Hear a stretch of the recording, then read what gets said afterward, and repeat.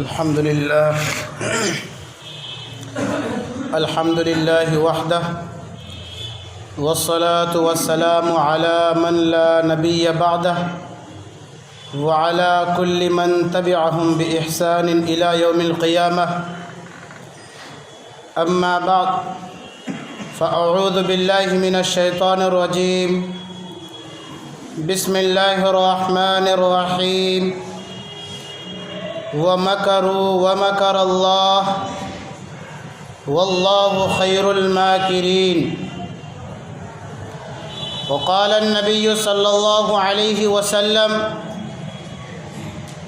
لم تظهر الفاحشة في قوم قط حتى يعلن بها إلا فشاء فيهم الطاعون والجوع والأوجاع التي لم تكن مضت في أسلافهم الذين مضوا.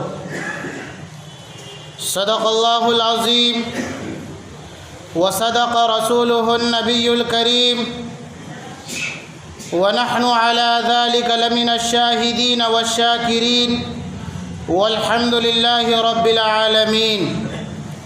رب اشرح لي صدري ويسر لي أمري واحلل عقدة من لساني يفقه قولي. رب زدني علما رب زدني علما رب زدني علما. اللهم صل على سيدنا محمد في أول كلامنا. اللهم صل على سيدنا محمد في أوسط كلامنا. اللهم صل على سيدنا محمد في آخر كلامنا. سامعین کرام، بہت ہی محترم مکرم بزرگان اسلام اور عزیزان ملت، قرآن پاک میں اللہ تبارک و تعالی نے جگہ جگہ اپنی قدرت کا اظہار فرمایا ہے. کبھی تو اللہ تبارک و تعالی نے قرآن پاک کے 30ویں پارے میں یہ کہتے ہیں: ان بطش ربک لشدید انہ هو یبدئ ویعید وهو الغفور الودود. اور آگے چل کے کہتے ہیں فعال لما یرید، کہ اللہ کی پکڑ بہت سخت ہے، وہ تم سے بہت زیادہ دور نہیں ہے. تمہارے قدم، تمہاری سوچ، تمہاری فکر، تمہارا چلنا وہ اللہ کے علم سے باہر نہیں ہے. فعال لما یرید، وہ اللہ ہے جو چاہتا ہے کر گزرتا ہے. اذا اراد شیئا، جب وہ کسی چیز کے بارے میں کچھ ارادہ کر لیتا ہے، فیقول لہ، تو وہ ذات اس چیز سے کہتی ہے کن، ہو جا، فیکون، وہ چیز ہو جاتی ہے. یہ اللہ کی ذات ہے اور یہ اللہ کی قدرت ہے. اور ابھی میں جو آپ کے سامنے قرآن پاک کے 3 پارے کی ایک آیت میں نے پڑھی ہے. 3 پارہ بالکل آپ پونا میں چلے جائیے اور دیکھیے گا قرآن پاک کی اس آیت کو. وَمَكَرُوا وَمَكَرَ اللَّهُ، اللہ فرماتے ہیں کہ دنیا کے لوگ چال چلتے ہیں، کافر لوگ اپنا مکر چلتے ہیں، کافر لوگ اپنا ایک فریب استعمال کرتے ہیں. وَمَكَرَ اللَّهُ، اور اللہ تبارک و تعالیٰ بھی بہترین تدبیر اختیار کرنے والے ہیں.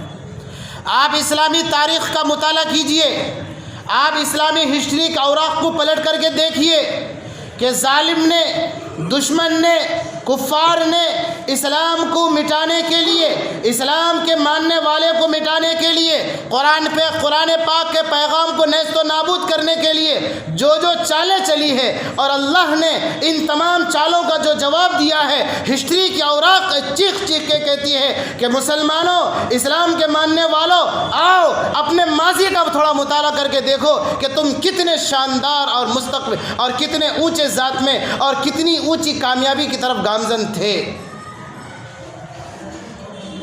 آج پوری دنیا، صرف ہندوستان نہیں، پوری دنیا طرح طرح کی مصیبت میں، طرح طرح کے فتنے میں، طرح طرح کے الجھنوں میں پوری دنیا مبتلا ہے۔ چاہے آپ اپنا پڑوسی ملک چین کا جائزہ لیجئے تو اس وقت پوری دنیا کا سب سے بڑا جو وائرس ہے کرونا وائرس، اس میں یہ مبتلا ہے، اور دنیا کے لوگوں نے اور میڈیکل کے لوگوں نے، سائنس دانوں نے اس کی وجہ دریافت کی۔ آپ کو سن کر بڑی حیرت ہوگی، اور میں صرف اس ٹاپک کو اس لیے لیا ہے کہ اللہ تبارک و تعالیٰ کس طرح سے تدبیر اختیار کرتے ہیں۔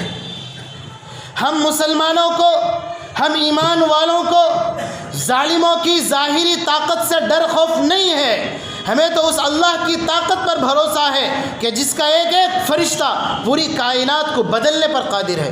یہ طاقت اللہ نے دیا ہے اپنے فرشتوں کو۔ آج پوری دنیا میں اسلام کے خلاف پروپیگنڈے کیے گئے، کہیں پر مسلمانوں کو مار دیا گیا، کہیں پر ان کے گھر بار کو چھین لیا گیا۔ یہ ساری وہ چیزیں تھیں کہ اللہ تبارک و تعالیٰ نے اور خدا کی قدرت نے جب انسان نے اور ظالموں نے حد سے تجاوز کی تو اللہ نے اپنا تدبیر اختیار کیا ہے۔ اس وقت دنیا کا جو سب سے بڑا عذاب ہے وہ ہے کرونا وائرس۔ کیا ہے یہ؟ اس میں ہوتا کیا ہے؟ یہ وہ بیماری ہے کہ جب کسی ایک انسان کو لگ جائے منٹوں میں، سیکنڈوں میں وہ بیماری دوسرے کو بھی لگتی ہے، اور وہ انسان منٹوں میں، سیکنڈوں میں تڑپ تڑپ کے مر جاتا ہے۔ شاید آپ نے دیکھا ہوگا ان ویڈیوز کو، شاید آپ نے ان خبروں کو سنا اور پڑھا ہوگا، جو خبریں اخبار کی سرخیاں بنی ہوئی تھی، جن خبروں کے ذریعے سے اخبار والوں نے اپنے ہیڈ لائنز قائم کیے تھے۔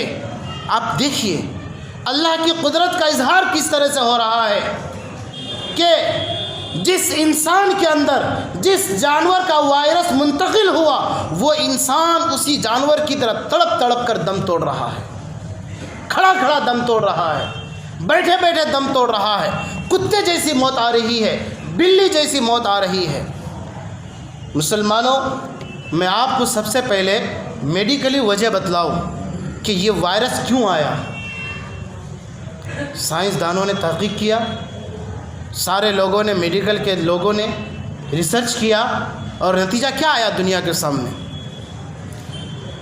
میڈیکلی جو وجہ ہے، میں آپ کو دو وجہ بتانا چاہتا ہوں، ایک اسلامی وجہ، ایک قرآنی وجہ اور ایک میڈیکلی وجہ۔ سب سے پہلے جس کو دنیا نے دریافت کیا ہے، جس کو دنیا نے نکالا ہے ریسرچ کر کے، وہ وجہ یہ ہے کہ ان انسانوں نے ایسی غذا کو استعمال کیا تھا کہ جو غذا اللہ تبارک و تعالیٰ نے تمام انسانوں کے لیے حرام کیا تھا۔ میڈیکلی وجہ یہ ہے کہ انہوں نے چمگاڈر کا استعمال کیا، انہوں نے کتا کو کھایا، انہوں نے سانپ کو کھایا، انہوں نے بلی چوہوں کو کھایا، جس کی وجہ سے یہ نتیجہ آیا۔ یہ میڈیکلی وجہ ہے۔ مسلمانوں، آپ اور ہم بڑے خوش نصیب ہیں، اور اللہ تبارک و تعالیٰ کا ہم پر بڑا احسان ہے کہ بغیر مانگے ایسے دھرم میں اور ایسا مذہب دے کر کے ہمیں اور آپ کو پیدا کیا کہ جس مذہب میں پہلے ہی سے وہ سارے جانور حرام کر دیے گئے، جس جانوروں کے استعمال کرنے سے یہ کرونا وائرس آیا۔ ایک اللہ والے نے خواب دیکھا، انہوں نے نقل کیا ہے، اس وقت کا جو بادشاہ تھا اس نے قانون لگایا کہ ہماری نگرانی میں، ہمارے ماتحت میں جتنے افراد ہوتے ہیں ان میں سے ان ذات والوں کو نکال دیا جائے گا۔ خواب دیکھا، یہ قانون پاس کیا۔ اس کے بعد جب وہ قانون پاس کرنے والا بادشاہ سوتا ہے تو رات کو خواب میں کیا دیکھتا ہے کہ چند بیل گاڑی میں سوار افراد آتے ہیں اور بادشاہ کے خزانے سے کچھ مال لے کر کے اس بیل گاڑی میں لاتے ہیں۔ تو بادشاہ نے کہا بھائی یہ تم کیا کر رہے ہو؟ خزانہ میرا، پوری پبلک کا خزانہ اس میں رہتا ہے، آپ کہاں لے جا رہے ہیں؟ تو خواب میں بتایا گیا کہ جناب آپ کی پبلک میں آپ کی ماتحت میں، آپ کی نگرانی میں رہنے والے وہ افراد تھے کہ جن کی روزی روٹی کا مسئلہ آپ سے متعلق تھا۔ جب آپ نے یہ فیصلہ قانون کے طور پر لاگو کر دیا اور اپنا فیصلہ سنا دیا یہ لوگ ہمارے ملک میں نہیں رہ سکتے ہیں، تو ہم ان کا روزی روٹی لے کے جا رہے ہیں۔ صبح آنکھ بیدار، جیسی آنکھ کھلتی ہے بیدار ہوتا ہے، فوراً اپنا قانون واپس لیتا ہے۔ یہ خدا کا نظام ہے۔ اور اللہ فرماتے وَلَن تَجِدَ لِسُنَّتِ اللَّهِ تَبْدِيلًا، اگر کوئی انسان خدا کے نظام کے ساتھ چھیڑ چھاڑ کرنا چاہتا ہے اللہ کبھی نہیں اس کو بخشیں گے۔ آپ نماز مت پڑھیے، ممکن ہے کہ عذاب نازل نہیں ہوگا۔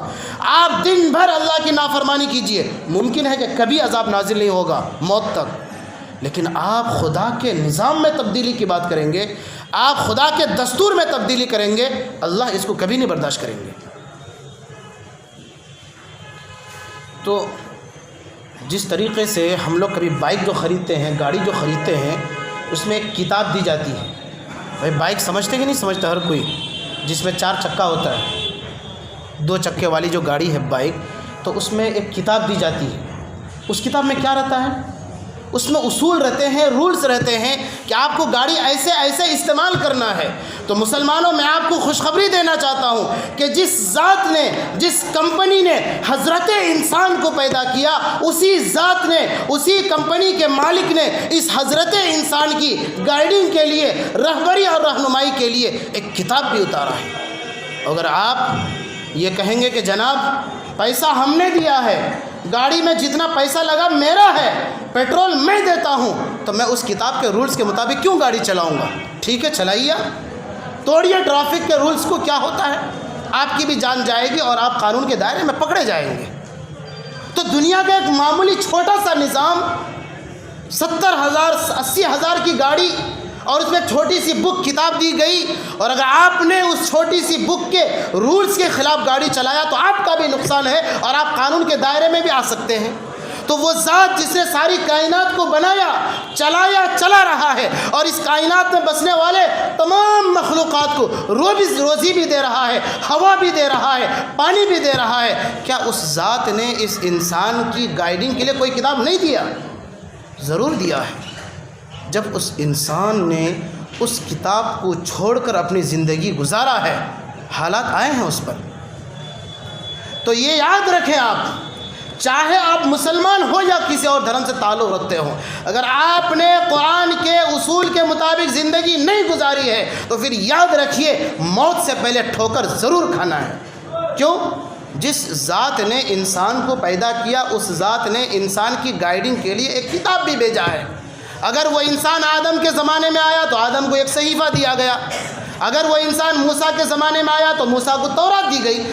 ہر انسان ہر زمانے میں اللہ نے انسان کی گائیڈنگ کے لیے اس زمانے کے اعتبار سے، ان ماحول کے اعتبار سے اور ان زبانوں میں، ان لینگویج میں اللہ نے گائیڈنگ کے لیے کتابیں دی ہے۔ ٹھیک اسی طریقے سے ہم انسانوں کے لیے جب سے حضور صلی اللہ علیہ وسلم اس دنیا میں آئے ہیں تب سے قیامت تک کا آنے والا جو آخری انسان ہے، ہر انسان کی، چاہے وہ اللہ کو مانے یا نہ مانے، چاہے وہ رسول کی رسالت کا اقرار کرے یا نہ کرے، اللہ نے اس انسان کی گائیڈنگ کے لیے کتاب دی ہے۔ اور جب انسان نے اس کتاب سے روگردانی کی ہے، اپنے آپ کو اس کتاب کے اصول سے موڑا ہے، اسے دھوکہ ہوا ہے۔ ٹھیک اسی طریقے سے چائنا نے اس اصول کے خلاف اپنی غذا میں سانپ کو استعمال کرنے لگے، اپنی غذا میں مینڈک کھانے لگے، خنزیر کھانے لگے، یہ نتیجہ آج آیا ہے۔ تو یہ میڈیکلی وجہ تھی۔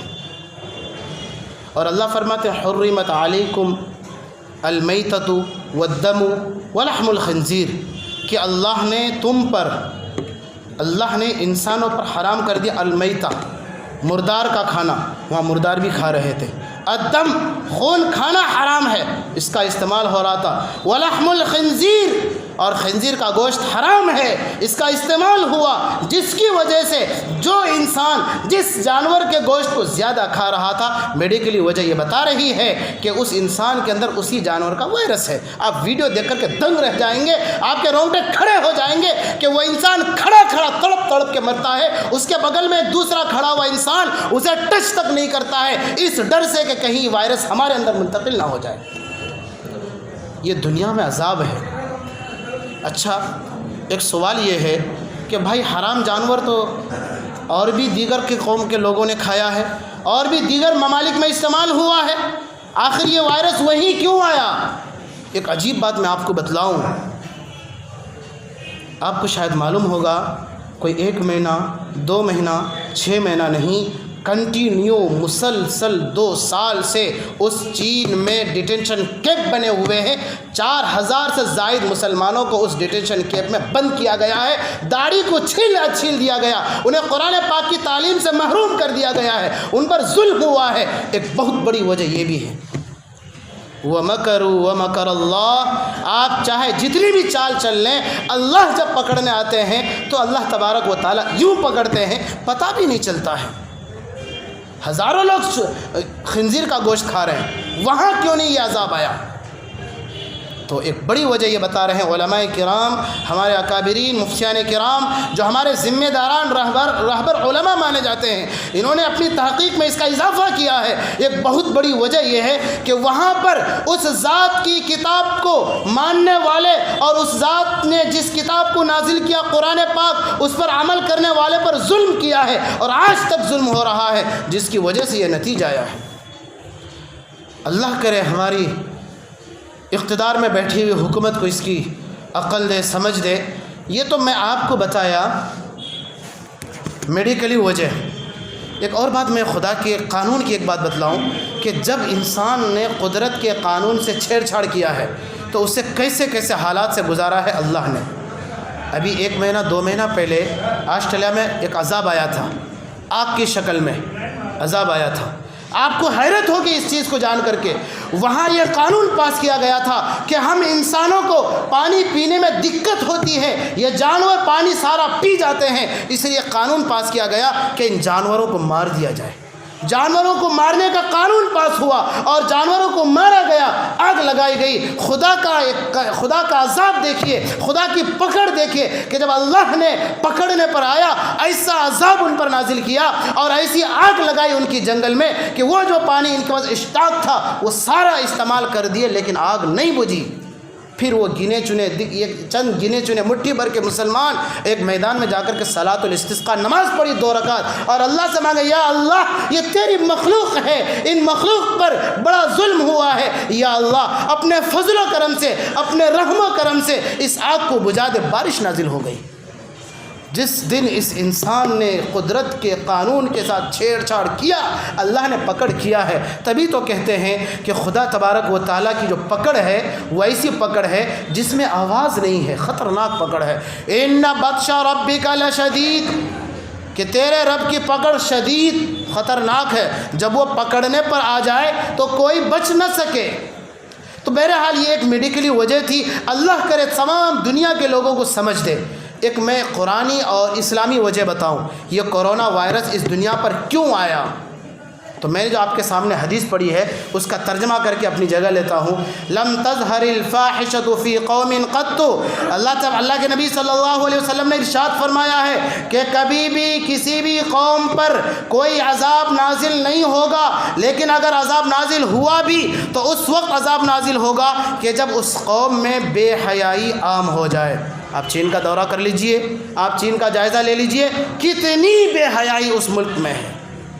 حتیٰ یعلن بہا، ایسی بے حیائی ہوگی کہ اس کا کھلم کھلا اعلان کیا جائے کہ ہم نے فلاں کے ساتھ ریپ کیا، ہم نے فلاں کے ساتھ منہ کلا کیا، کھلم کھلا اعلان کیا جائے اور وہ مکمل آزادی کے ساتھ گھومتا پھرتا رہے۔ تو اللہ کے نبی نے فرمایا الا فشا فیہم الطاعون، تو ایسے ملک میں، ایسی قوم میں، ایسے فرقے میں، ایسے گروپ میں اللہ تبارک و تعالیٰ طاعون کی بیماری نازل کرتے ہیں۔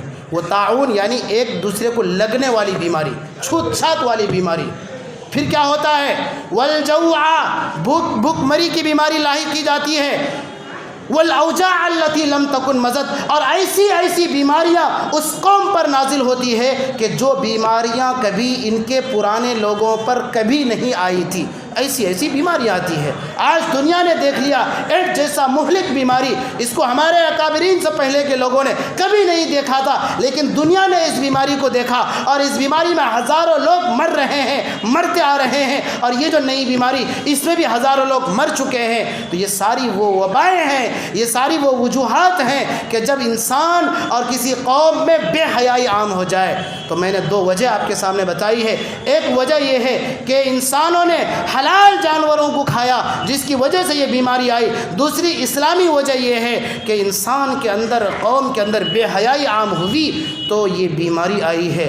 تو یہ دو وجوہات ہیں۔ اللہ کرے آپ کو بھی اور ہم کو بھی اور پوری دنیا کے لوگوں کو سمجھ عطا فرمائے۔ اللہ تبارک و تعالیٰ تمام ایوان میں بیٹھے ہوئے احباب کو اس کی سمجھ دے اور وہ ایسے قانون نافذ کرے جو ہمارے نظام اور خدا تبارک و تعالیٰ کے نظام سے نہ ٹکراتے ہو۔ اللہ ہم سب کو عمل کرنے کی توفیق عطا فرمائے۔ آخر میں ایک چھوٹا سا اعلان کر کے اپنی جگہ لیتا ہوں۔ آپ کے اس مسجد کے ایک سابق امام ہیں مولانا رمضان علی صاحب قاسمی، یہ اپنے مدرسے کے لیے آپ کی خدمت میں حاضر ہوئے ہیں۔ تو آپ لوگوں کو ان کے مدرسے کے لیے دل کھول کر تعاون کرنا ہے۔ اللہ تبارک و تعالیٰ اور مسجد کی تعمیر کے لیے بھی ان کے لیے مسئلہ ہے، تو آپ لوگ ان کے مالی فراہمی کے لیے، مدرسے کے لیے اور مدرسے کی مسجد کے لیے زیادہ سے زیادہ تعاون کرتے جائیں۔ اللہ تبارک و تعالیٰ آپ کی عمر میں، آپ کے مال میں خیر و برکت کا معاملہ فرمائے۔ والسلام علیکم ورحمۃ اللہ وبرکاتہ۔